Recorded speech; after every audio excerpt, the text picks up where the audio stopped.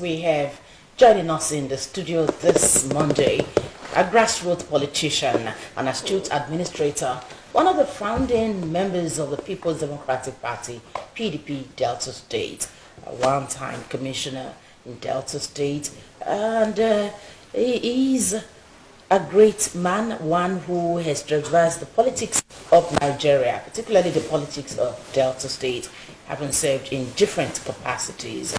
He is presently the chairman of the Delta State Capital Territory Development Agency and National Deputy Organizing Secretary of the People's Democratic Party, PDP. Let's welcome to our studio Chief Ighoyota Amori, JP. Good morning. Thank you so much. Good morning. It's an honor to have you, sir. Thank you. Welcome to Morning Ride. Thank you so much. All right, so this is 2022, the year preceding the elections, the general elections come 2023. Let's look at the political space in Nigeria as a build-up to the 2023 general elections. Well, thank you very much. The political parties are getting very ready for 2023. You know, it is generally said that the end of one election is the beginning of another. And the INEC is almost covenant with their timetable for 2023 general election. By-elections are taking place right now. Political parties are putting their acts together. The PDP per se has almost completed all their conventions and congresses, and the APC is here to do that. APC has fixed 26th of February per se for their own national convention. That we have done since last year. So, and all the structure must be put in place before you prepare for election. Structures at various levels from the ward, the local government, the state and national. So for PDP, we are fully set. Fully set for any election. And very soon, as per INEC timetable, congresses and primaries will take place, preparing for 2023 general election. So for we, both at the national and the state, both at the national and the state, we are fully set, getting very ready for the election. So that's as far as PDP is concerned. And now, if you say the PDP is fully set for the 2023 general elections, let's look at what the party is doing to wrestle power from the ruling All Progressives Congress come 2023. Because that seems to be the major issue most politicians are talking about now. Yeah. First in the state, because wrestling power from the ruling party start from the unit, from the ward, from the local government, from the senatorial, from the state, and of course the national. So each individual, each state, for now, like I said, the PDP is fully set. Because the first and most important thing is to put your house in order, is to put a structure in place, which we have effectively done because the 20 states of the country and of course the Federal Capital Territory. So we don't have any problem with structure, Congress, or that. That is what APC is here to do. We have our board of trustees in place. We have the national ESCO in place. We have everything in place, the state chairman and the various structure of the party. So that is how the party should be prepared. We have no problem at all. So for we are set to roll out our machinery to take power from the APC at the national level. All right. Now let's talk about the DC-23. What is the mission of the DC-23 as far as the governorship position is concerned in 2023 in Delta State? Well, the DC-23 is the full meaning is first of all Delta Central come 2023. It is a lobbying group put together by people of Delta Central in preparation for the governorship race in Delta State. It is not unusual, it is normal, because previous governorship race also came up with a pressure group that drove the agenda for the actualization of the governorship coming to their own senatorial zeal. If we start from, even in time of Amori, we have what we call the core group. We also have what we call the CDI that initiated the support for James Ibori, and these various groups went around the 3 senatorial districts to lobby for support for James Ibori, who happened to come from Delta Central. By the time it came to after the tenure of James Ibori in 2007, there was also then both the Delta North Senatorial District and Delta South came together and formed a project we call Equity. And eventually the Equity now subdivided itself into Anioma agenda and of course the G3. And the G3 lobbied every other person, both the Anioma and the people of Delta Center, for Dr. Amori to become the governor of the state. And they used the G3 to actualize that dream. When, at the end of Dr. Dua's tenure, the Anioma agenda became very, very strong. And they used the Anioma agenda to, of course, lobby other districts, lobby the South, lobby the center, for Dr. Ifeanyi to become the governor of the state. And so when, after going around from central to south, north, we believe that as it was the beginning, so shall it be in a rotation without end. So we decided that we too also form our lobbying group, that the governorship should rotate among the 3 senatorial districts.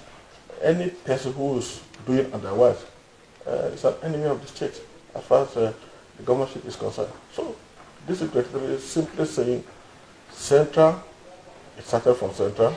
Now that rotation has ended with the north, should go back again and start from central, so that every senatorial district must wait, compulsorily wait for 16 years before we can ask to become governor of the state.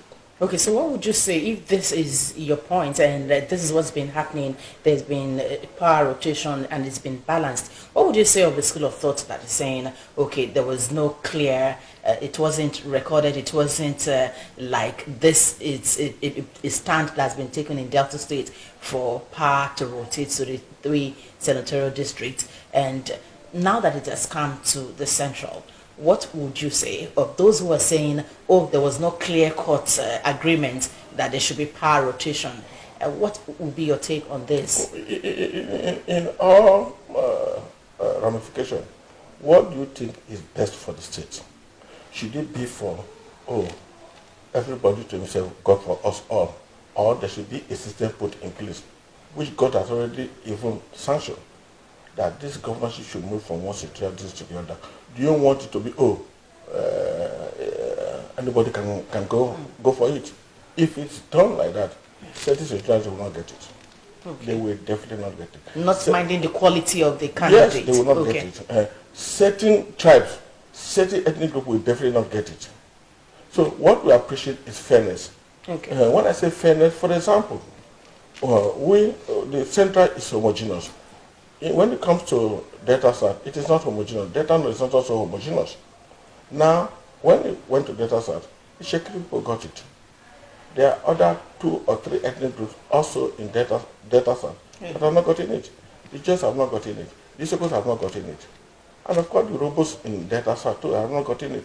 So if it's going to be by, let it be by anybody can come from anywhere. Who is qualified? Who is qualified can come from anywhere. You see, we are saying that let it move from one senatorial to the other.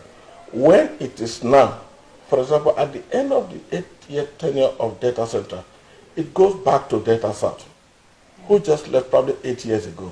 It goes back to Delta South, and by that 2031, it's going to be 16 years, which the Robos or the people of Delta have waited.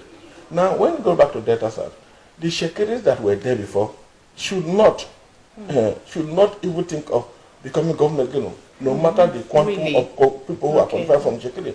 It should now move to the other ethnic groups in Delta South that have not gotten it. This is the fairness we appreciate. When it comes to Delta North, of course the castes are having it right now. Now, it should not go, we should not aspire again. This patient must be part of our political DNA. So everybody comes to reality that when it comes to Delta North, the Anyama Oshimini, they are there. The Udokwa, as they are there. That the car has had it now. Then when it comes, the car should now play their ambition and allow Anyama Oshimini and Udokwa Aziz to go for the governorship. This is the fairness we are preaching. I don't think any right-thinking person should be opposed to this fairness. Okay, Yeah. Should the quest for fairness and equity in Delta State be placed above the quality of the aspirant who is coming out to contest for governor in Delta State? No, you see, for example, there is no family. The minimum requirement to be a governor, you must be educated to a school certificate level. You must be of certain age. You must not be bankrupt. You must not have been ex-convict. This is the minimum requirement. In fact, now it has even been lowered by the ability to communicate. Okay. From what you saw of our Baba. Okay. Just ability to communicate. So all those qualities are found in every family and every ethnic group in the state. So if it is made open to a particular senatorial district, 1,000 people are qualified. Just 1,000 people are qualified. So you can always get a governor from any ethnic group, any senatorial district, any family. They are there. They are just there. So what we are saying, let fair be fair. That fairness is what a right-thinking person should preach. Let us be fair to ourselves. It does happen in our natural life. It happens. Sometimes when you are concentrating this, if you say, let survival of the fittest, let's make it survival of the fittest, of course we are asking for anarchy. We are asking for anarchy. Okay. It's already playing at the national level. So we say it should be fair. If not for rotation summer, Ighoyota will not be governor, will not be president. Okay. You know, he's from Otoke. Not even within the Bayelsa itself. Otoke is one small village, one small dialectic group within the Ijo axis. It won't get to him. But because of fairness, which is an understanding of the political class, this issue go to the south. And by the time it came to the south, Ighoyota got it. It's part of probably his ethnic group or his family. That is the fairness in it. And in a way, it brought tension down in the country. Because people now feel, today in your political calculation, the North have had it for so and so about the South, you can count President Obasanjo, you can count Jonathan, and those from the South that has gotten it. So the country looks a little bit balanced. And that's what they are pushing now. So for we in the state, we believe that this governorship should rotate from one senatorial district to the other, and should be system for everybody in Delta State. Whether you are from South, whether you are from Central, whether you are from North, everybody should preach that fairness, that let the governorship rotate from one senatorial district to the other. Okay, now the DC-23 has been lobbying other ethnic groups in Yes. Delta State. Yeah. How far has the exercise been? Well, it's been very, very wonderful. You see, it's just like I'm talking to two of you here now. I'm talking here. You, from your countenance, I can see you are appreciating our gospel of fairness. That's exactly what we did with the 3 senatorial districts in Delta State, even our own people. When we are preaching fairness, we are not preaching fairness to people of Delta South or Delta North alone. We also preach fairness to ourselves. Because by the time it goes round, after our turn, we don't also want our people, they should also understand that we preach fairness and that we rotate from one society to the other. When it is not our turn, nobody from our area should ever contest. And this gospel we have preached to both the traditional rulers, the political class, the religious body, and the local government by local government across the state. We visited our traditional rulers in Delta Central. We visited our UPU at the Progress Union. We visited the traditional rulers in Isoko. We visited the traditional ruler of Ichekiri. We visited the traditional rulers of Ijon. We visited the traditional ruler of Anyoma. We visited local government by local government. We have visited so many ethnic groups, the Jaws, the Isoko, the Ichekiri, all the political class, we visited all of them and paid this government. And we have never, in all the places, all the people, all the groups, all the traditional councils we visited, we have never gotten any negative response. Because it is so simple. I don't see anybody who will be opposed to fairness. Two of you are here. We are saying, no, Onome should not dominate everything. When it is Onome, it should come to you. I don't see how you will be opposed to that. And when it is you, it should come to Onome. So that's fairness. So anybody, no, you say that survival of the fittest, let only Onome, let only you be there. I don't think anybody will subscribe to that. And this understanding is clear in the state. Everybody seems to agree that this rotation must be from one senatorial district to the other. Some people came to canvass from one ethnic, that should be by ethnic group. That cannot fly, can never fly. Okay. It can never fly. If you say by one ethnic group, okay, let's try whether you can succeed. You will see every ethnic group subdividing themselves into people who denounce their ethnic union.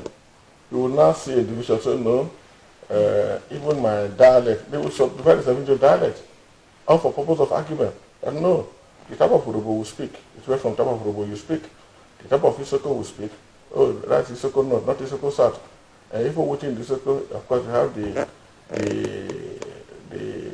Kwale or the local people there. And the same thing, the Isoko people are also very much in Ndokwa East. So you see, that is not what I say.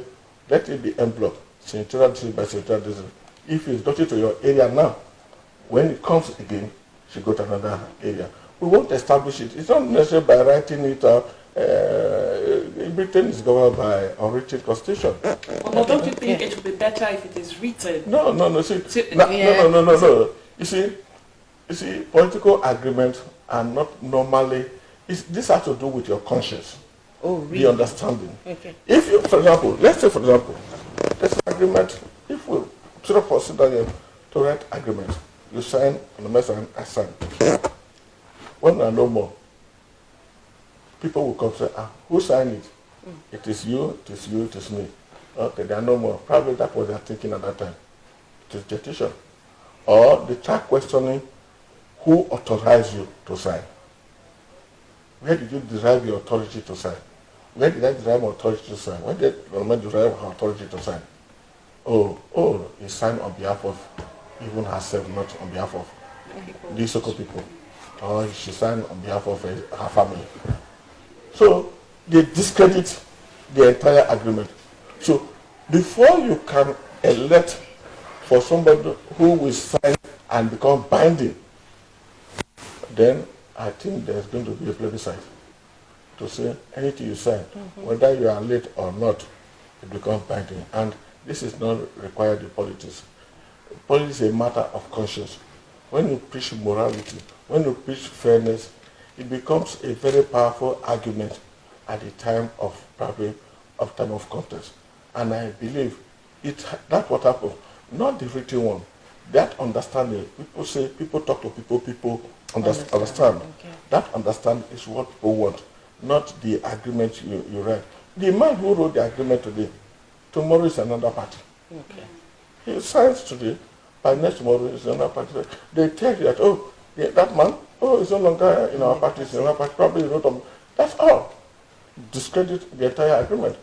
So for we, that permanent moral that has to do with your conscience understanding is what matters. As we are preaching, people are buying into it. In fact, they are keying into it very, very fast. Very, very fast. Okay, so let's look at the number of persons who have shown interest in the governorship race of Delta State. Very recently, the DC23 had a call to prune down its number of aspirants. Yes, and the latest news we hear right now is that DC23 has pruned down the number of aspirants to just 3.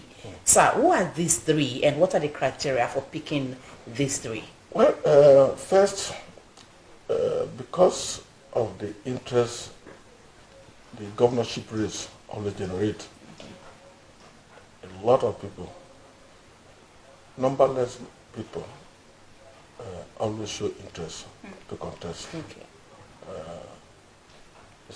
People are free to be very, very ambitious to contest for the number one seat of the state. So it is not unusual. In all previous elections, from the time of James Ibori to the time of Udua, to the time of Kowa, and now, multiplicity of persons who feel convinced, believe that they are qualified to contest have only shown interest. So what is happening now is not unusual. The Delta Central, when the race came on, there were about 13 or 14 that indicated interest to contest.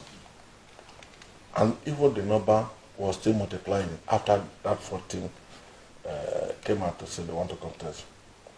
Well, there was nothing wrong if people, first of all, it showed that we have enough material or ground to go for the election. So 14 of them came out.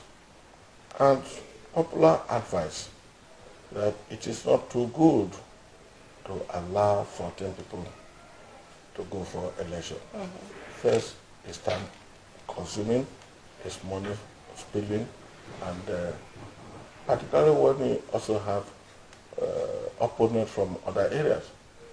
It is not good for we to come out in that number against one or two persons from the other ethnic group. Because the law of the Nigerian Constitution allows any person who is a citizen of the state, whether it's or not to aspire to contest, and you cannot stop the person. As you are today, you can come out to say you want to contest, and nobody will question it because it is your right to contest. But for we in Delta Central, based on our previous experience, we believe that putting 14, 15 people to go for the election is going to be to our own political disadvantage. So we decided that we should bring down the number. There are so many people who are preface hungry. They just want to. If you see today in the media, you hear people saying the former gubernatorial aspirant. It's already a preface for them. The former aspirant, the former this, the former that, just to enrich their CV. Don't necessarily really want to contest. So people like that should also be talked to. I said, no, I know, yes, you are qualified, but please calm down. Let us reduce this rate to people who are probably more prepared than people who just jump in and say they want to contest. So, and we said, let us do that. And we are back on doing that. There are people we spoke to directly. Some heed our appeal. But it came to a point where, when we saw that the number was still growing, we set up a committee, a 30-man committee. That if really you mean to contest, let us subject you to a screening committee. We set up the DC23 in their own wisdom, set up a 30-man committee headed by Professor Nyero Tolukare of Delta State University and Professor Sonny Awafada of Delta State University as chairman and secretary, and other 11 members. And we gave them terms of reference. Go and carefully examine all the aspirants, not the ones that are really ready for the election. Look at their capacity, look at their medical fitness, look at their financial readiness, also look at their CV, look at their spread, look at so many things, their acceptability, their political readiness, so many things.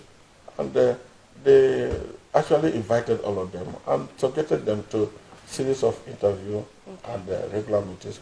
At the end of, along the line, after one or two meetings with them, one of them, late Kenneth Opara, dropped dead. He was also a very leading aspirant. So you can see that first thing we said that medical fitness. So you can imagine that one of them who was very, very strong in the race died along the line because of illness. So you see, if we did not add medical fitness, you could imagine what would have happened. So it reduced the number to 12. And the 12 were subjected to a series of interviews and templates which they set for themselves. At the end of it all, they were able to reduce to 5. The 5 they reduced to was David Edeye, Agbarawado, Kenneth Baggy, Sheriff Oberewori, and James Agoye. 5 of them. But we still believe that the 5 were just, because only one person become governor. If we went into election with 5, it is not too good. Let us douse tension, let us reduce the infighting. The first important thing, at the first time, before this is victory, the aspirant, they were not talking to themselves. Okay. It's everybody to himself, go for us all, which is not good for Central. Okay. In fact, we were being mocked then that so many people coming out to contest in Delta Central, abusing themselves day in and day out. They were not talking to each other. I'm saying, no, let us rise them. And of course, made them to talk to each other. And in fact, they formed a WhatsApp group by the time we brought them together. And they started communicating. Since then, nobody have abused each other. If you're going about their own campaign. So it was reduced to 5. And we said, no, 5 is still too many. Okay. Go and reduce it to 3. And you see, in any examination, there must be a first, there must be a second, there must be a third. Even in the Bible, there's always God the Father, God the Son, and God the Holy Spirit. So everything has always been 3, 3, 3. Go back and reduce from 5 to 3. And that was what the judge did. And something they reported yesterday. Okay. From the 5 that they did in the first report, they were able to reduce to 3. And even if there are 2 first class, yes, there must be a first class within a first class. Yes. Something. I've sat in several interviews. Very brilliant people came postulating and demonstrating, we see. But the panel was looking for one thing, okay, to reduce the number. And just look at it and say, oh, you did not button well. Mm-hmm. It did not, but just honorary button. That was enough to correct it. That's how they arrived at. So they must look for one loophole. And that's exactly what they did yesterday. They admitted that all of them are very qualified. They meet almost all the criteria. But something, everybody cannot be equal. Okay. It is not for everybody to be equal. What they did was, after examining all their criteria, outside data center, yeah, they went in the whole state. Also, comment from you, from everybody, you see, subjecting all of them to societal poll. Yeah. And they said, by the time they tabulated their result, the fact that 3 of them met the minimum requirement. Yeah, and the 3 minimum now are Honorable David Edewia, Chief Kenneth Baggy, okay, and Right Honorable Sheriff Oborewode. Okay. The 3 of them mentioned now, they are people well known to all of you. Nobody is a stranger, nobody is a neophyte. They all have the political war chest, okay, to face any governorship aspirant from any other political party. They have been tested, Edewia have been tested, Baggy have been tested, okay, Sheriff have been tested. Okay. So in all ramifications, you will find there's nowhere you're going to find fault in them. Really? Because yes, that's as far as we are concerned. Okay. It's a stranger in the state, it's not a stranger in the state. It's Kenneth Baggy, a stranger in the state, it's not a stranger. It's the Right Honorable Sheriff Oborewode, first 2-time speaker in the state. Is he a stranger? No. So for we, those 3 meet our minimum requirement, and we are presenting them not only to the people of Delta Central, but the entire state. They can choose from any of them to become the governor of the state. We have presented our God the Father, God the Son, and God the Holy Spirit already to the public. Okay. You now do your further examination of them and come with any of them. Mm-hmm. Whoever that is speak there, they are all right. So long as the God that is there, yeah. In talking about pruning down to 5 before now and now 3, yes, there were some agitations from different quarters, especially from some politicians in Delta Central who are equally putting their interest to contest the governorship election. Some of them say they are not members, they are not part of DC 23. Some said, oh, DC 23 didn't give them enough room to belong there. Now, all of these agitations, now that you have pruned down to just 3, where does it leave those who feel aggrieved, those who feel sidetracked? Where does it lead? Well, first of all, yes, they will not enjoy the support of people of Delta Central. Oh, they will not enjoy the support. Yes. It's not like they are disqualified. They can still run for the Of governorship course, seats. the constitution allows them. Okay then. Allows them to contest. Okay. Like any normal politician, any normal society. Yes. Provided the constitution allows them to contest, they are free to contest. But well, you need to also enjoy the support of your people. Okay. We will not canvass for them. We will not support, because we have already taken a decision on these three. We will throw our weight behind these three and also market these three to the entire state. But does that not look like there's already some kind of division between members of the party in Delta Central? No, if they have not come to agree that, okay, every contestant from the Delta Central Senatorial District should come through the DC 23. It doesn't. What we have done is, this issue had been on since May last year. Yes. We've gone through more than 7 months now. We've been on this matter. Okay. We have processed our aspirant from May last year till now and not take a position. Okay. We're just taking a position. It doesn't mean we hate them. They are still, it would be unfair for we have prone to three. Then we start canvassing for those who are not within the three. It is unfair. It doesn't mean we hate them. Okay. We also set up a committee to go and talk to them right now. Okay. Even when it was five, we set up a committee headed by Chief Bernard to go and talk to those who were not considered. Now, the same thing yesterday, the committee is of course a standing committee to go and talk to those who probably were not lucky enough. It doesn't mean we hate them at all. They are still, of course, we saw some of them. Even when they were not part of the five, they were still going around with us in our campaign. Yeah. I'm sure you saw the balance order. Yeah. Who were going around with us. They have that understanding that probably you are not choosing. That doesn't mean that's not the end of life. Okay.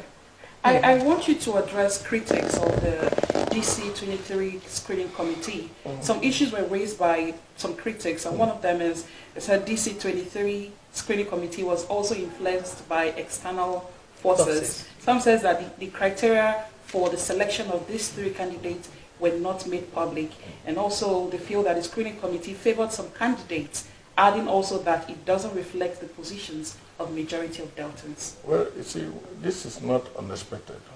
It's not unexpected. It happens every day.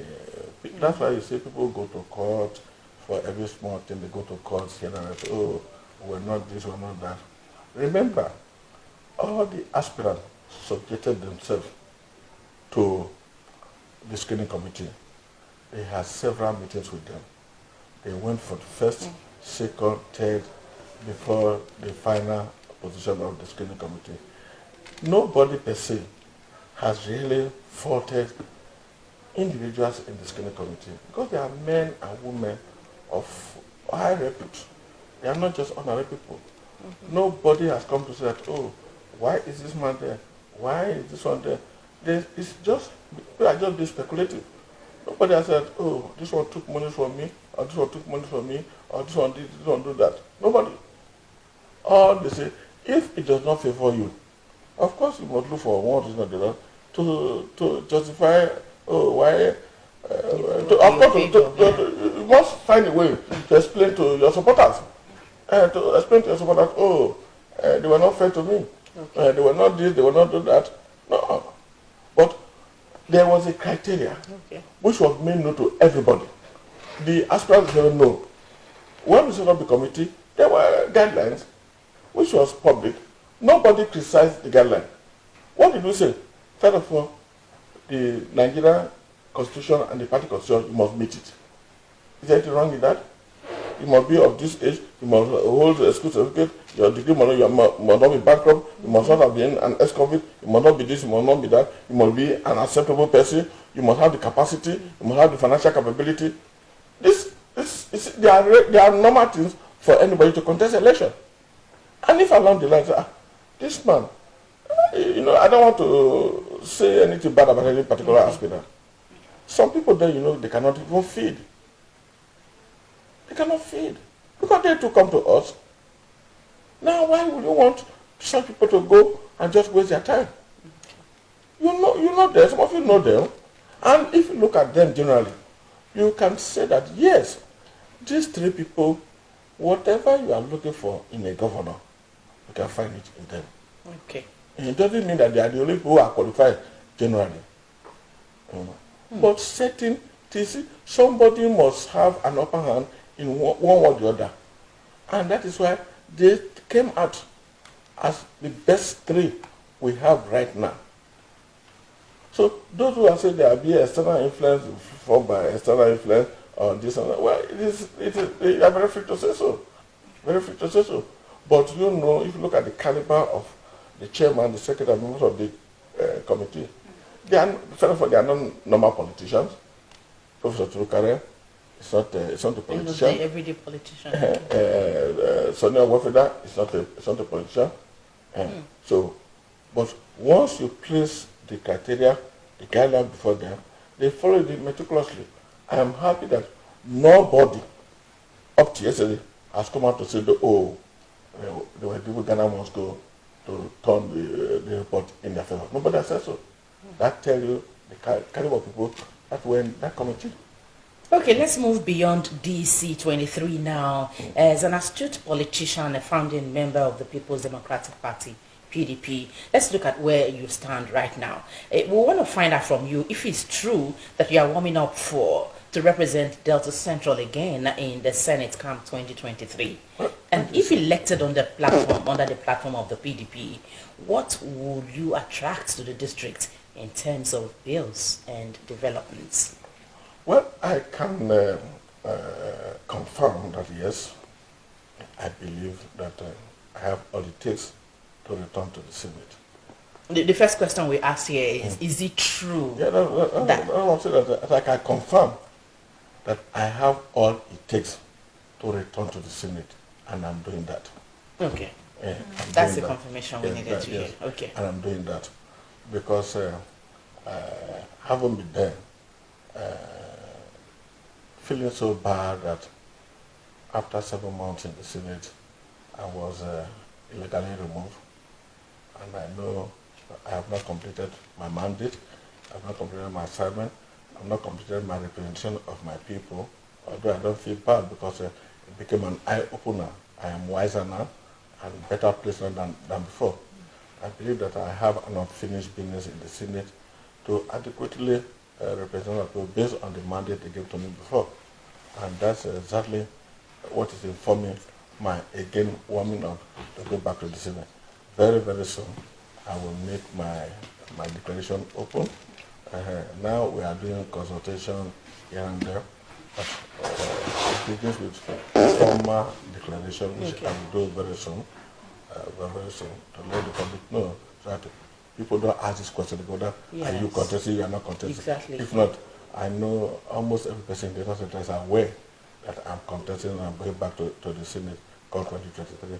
But for those who may not be too familiar with the social media or the public or the news media, it's good for you to formally make a pronouncement on it. But let me take advantage of this to say that come 2023, everything I'm going to be in the right chamber. Okay. Okay. From your consultation and observation, are the people of Delta Central actually very prepared to clinch the #1 position in Delta State? Oh, we are more than prepared. More than prepared. There's no doubt about it. We are just confident, too confident that from all our consultations, we have seen nobody, no senatorial district, no ethnic group, no religious body that is opposed to Delta Central producing the governor conference. We've not seen anybody.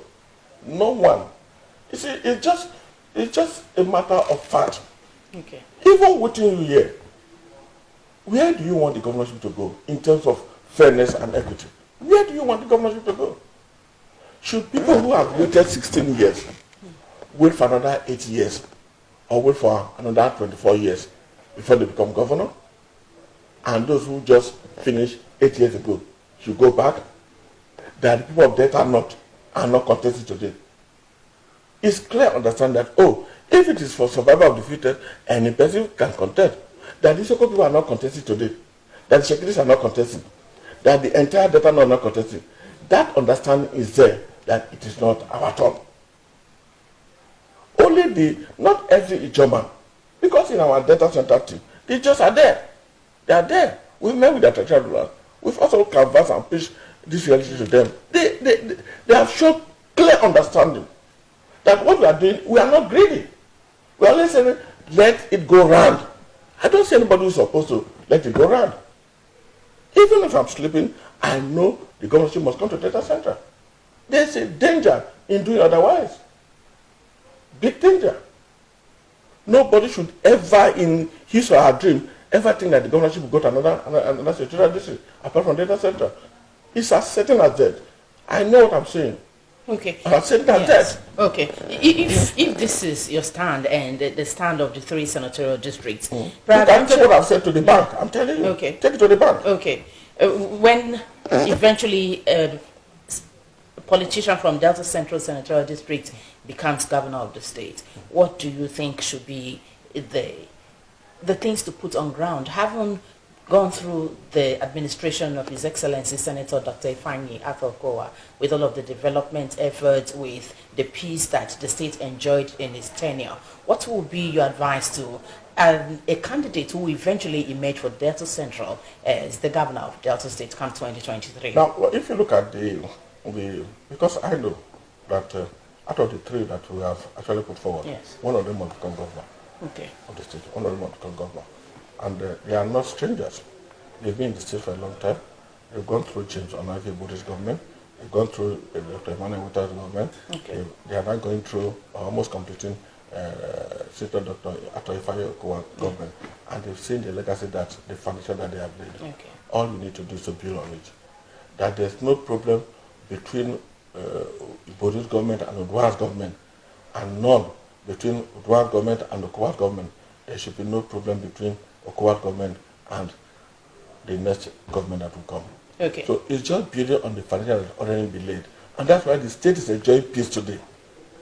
There's relative peace in this state because of this transition that has begun from one secretary to the other, one secretary to the other.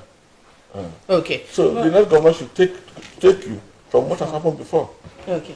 So we hear equally that nobody from or politicians from other senatorial districts cannot be stopped from contesting the 2023 governorship election. The law does not ask. Where does this leave us? No. Okay. People are free. They are very free. Okay. Including you. When the time comes, you can pick form. But don't you think that there will be some kind of tension in Delta Central? In the fact polity, that there are 3 candidates from the DC 23 screening committee. Yes, Don't you think it will bring some kind of tension? there will be no tension. In fact, you see, the tension is what we'll be bringing down. Okay. When it was 12, 15 or so, what will you say? Now, we have been able to reduce from 15 to 3. We are doubting the tension. Is there any possibility of reducing it to 1? Of reducing it to 1 as well? That's for, see, the danger. Why this is a 3 did not and will not reduce to 1. Okay. I told you, God the Father, God the Son, God the Holy Spirit. Okay. God was not a fool when he said, there's a Father, there's a Son, and there's a Holy Spirit. Okay. Trinity in one God. If today we presented one to you, peradventure that one dies. Peradventure, anything will happen to him. What is the alternative? Where's the alternative? So, we will see, tomorrow something else happened. Okay. What happened? Tomorrow, even the person you presented to dinner, for one reason or the other, said, no, I'm quitting politics. You can't hold the person. So there must be alternative. That is why we provided for 1, 2, 3. Okay. If anything happens to one, the other one takes over. That's why you have the governor and the deputy governor and the speaker. Okay. Okay, so as we wrap up this beautiful interview, can you talk to politicians generally about the 2023 general elections, especially the governorship elections in Delta State, and for other aspirants who will be wanting to contest for other positions beyond the governorship position? Well, first, this state has always been a PDP state.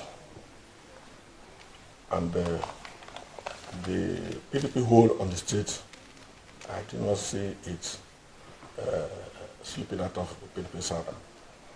So politicians in the state must keep faith with PDP. Very recently, probably 2-3 weeks ago, the PDP organized a rally right here in Asaba. And of course, you were there, I'm sure you saw it. It was something unprecedented. That tells you the popularity of PDP in the state. What I can describe that rally as one partinization of the state. I repeat, one partinization of the state. Okay. It's like the state is like one party from what you saw. Okay. We have people who have been on the side, they've crossed over to PDP. So more or less, the PDP, the state is more or less a one-party state. Never mind that there are pockets of other political parties. I think there are about 60 political parties. But by what you saw that day, the state had been partinized. And so I want to enjoin our people. These are hungers that are hopeful. It is said that a hunger that's hopeful does not kill. Okay. So you are assured, or you are sure of your tomorrow politically in the state. Keep faith with the PDP. Keep faith with the government of today, and allow this government to finish strong so that the next government can take over. Never you ever believe that this state will be ruled by another party. Okay. Because we are so peaceful, our structure in place, we are the only party that is, we don't have any problem in any of our structure. Okay. So we are fully set. Once you know that all the T's have been crossed, all the I's have been dotted, the party is ready, set for not just even the next election, subsequent election. Keep faith with the party. Okay. And believe that the good things we are enjoying today under the leadership of Governor Kowa is going to continue. This is that's what I mean by a hunger that's hopeful does not kill. So this faith, we must improve on this faith. Okay. That PDP will continue to govern the state, not only today, not only 2023, I think for a very long time, until almost in the end of time. So that faith is what I want our people to key into the PDP agenda, and all will be well. All will be well in the state, the PDP government. Okay. All right, key into the PDP faith and all will be well in Delta State. We've been talking with an astute politician, a grassroots politician, one who is a founding member of the People's Democratic Party, PDP, and has shared with us so many things as it concerns the build-up to the 2023 general elections, especially the governorship elections, build-up to the governorship elections in Delta State, and what the lobbying group DC23 has been doing so far in consultations and reaching out to other ethnic groups to ensure they support the DC and the vision of Delta Central Senatorial District in achieving the #1 position in Delta State.